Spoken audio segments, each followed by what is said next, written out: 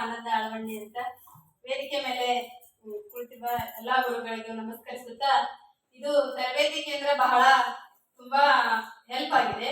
ಇದರಿಂದ ನಮ್ಮ ಸ್ವಯಂ ಉದ್ಯೋಗವನ್ನು ನಾವೇ ಸೃಷ್ಟಿ ಮಾಡಿಕೊಳ್ತೀವಿ.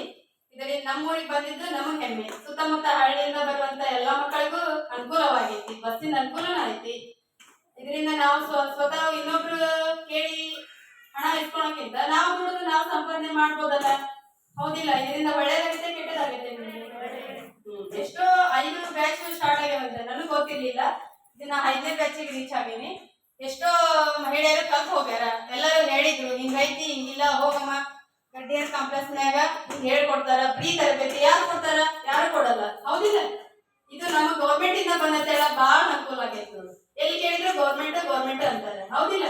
ಪ್ರತಿಯೊಂದು ಕೇಳಿದ್ರು ಗೌರ್ಮೆಂಟ್ ಗೌರ್ಮೆಂಟ್ ಅಂದ್ರೆ ಖಾಸಗಿ ಹೇಳ್ಕೊಡ್ತಾರೆ ಕರೆ, ಅದರಿಂದ ಏನೋ ದುಡ್ಡು ಇಸ್ಕೊಂತಾರ. ಅವ್ರು ನಮ್ಗೆ ಕಟ್ಟಕ್ ಆಗ್ಬೇಕ? ಆಗಲ್ಲ. ಇದು ಫ್ರೀ ಕಲಿಸ್ತಾರಲ್ಲ, ಫ್ರೀ ಬಂದೈತೆ ಅಂದ್ರೆ ಎಲ್ಲಾರು ಬಂದ್ ಕಲ್ತು ಹೋಗ್ಯಾರಲ್ಲ, ಅವ್ರಿಗೆ ಬಹಳ ಅನುಕೂಲ ಆಗೈತಿ, ನಮಗೂ ಅನುಕೂಲ ಆಗ್ತೈತಿ. ನಾವು ಅದನ್ನ ದುರುಪಯೋಗ ಪಡಿಸ್ಕೋಬಾರ್ದು. ಅದರಿಂದ ನಾವು ಒಳ್ಳೆತನದಿಂದ ಇದ್ದು ಕಲಿತು ಹೋಗ್ಬೇಕು, ಹೌದಾ? ಅದೇ ರೀತಿಯಾಗಿ ನಮ್ಮ ಮೇಡಮ್ ಅವರು ಸರಿಯಾಗಿ ಹೇಳ್ಕೊಡ್ತಾರ. ಕರೆಕ್ಟ್ ಟೈಮ್ ಟು ಟೈಮ್ ಬರೀಮ್ಮ, ಹೋಗ್ರಿ, ಕಲೀರಿ, ಟೈಮ್ ವೇಸ್ಟ್ ಮಾಡಬೇಡಿ. ಹಾಗೆ ಸರ್ ಬಗ್ಗೆನೂ ಸ್ವಲ್ಪ ತಿಳಿಸಿ ಹೇಳ್ಕೊಡ್ತಾರ.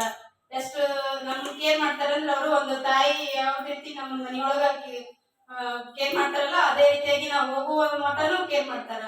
ಅದು ನಮ್ಮ ಊರಿಗೆ ಬಂದೈತೆಲ್ಲ, ನಮಗೂ ಬಹಳ ಹೆಮ್ಮೆ ಆಗೈತಿ. ನಮ್ಮಿಂದ ಬೇರೆದವ್ರಿಗೆ ಮತ್ತು ಇದು ಬೇರೆ ಕಡೆ ಹೋಗುವುದು